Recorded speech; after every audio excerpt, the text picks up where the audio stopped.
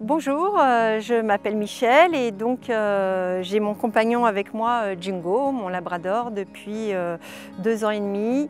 Il m'accompagne et il me guide plus que jamais puisque je suis vraiment en train de perdre peu à peu ma vue et je suis vite perdue même dans un environnement que je connaissais. Puisque j'ai pu les reliefs, les contrastes, etc. Donc Jingo, pour moi, il est devenu indispensable.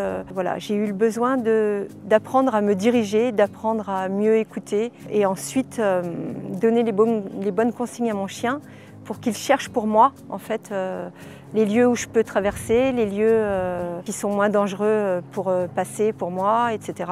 C'est pas si évident que ça, en fait. Nous, on apprend aussi et des éducs et de l'instructeur en locomotion et de plein de gens, quoi. C'est un grand apprentissage pour la personne malvoyante et non-voyante et pour le chien. Et il faut apprendre aussi la complicité, se comprendre, etc. Donc non, c'est pas une évidence d'avoir un chien. J'essaye tous les jours de l'emmener au parc à chiens et pour qu'il se détende. Ça, c'est une nécessité pour qu'il puisse bien travailler. C'est quand même pas un objet et c'est un grand plaisir, mais il faut y faire attention, quoi.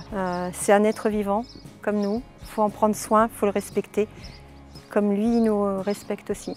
Les gens doivent être conscients que c'est pas si évident que ça, ni pour nous, ni pour les éducateurs, ni pour les écoles, qui a besoin aussi de moyens, d'information, de sensibilisation. On a besoin aussi du public pour nous soutenir, pour nous aider, et dans la sensibilisation et dans les moyens financiers, parce que c'est aussi un coût et c'est un vrai travail. En perdant de plus en plus ma vue, j'avais peur de sortir. J'avais l'impression de me renfermer et de ne plus pouvoir bouger comme avant, et en fait il m'a permis de continuer à prendre les transports, de faire des choses du quotidien comme aller oui, au magasin, aller chez le docteur.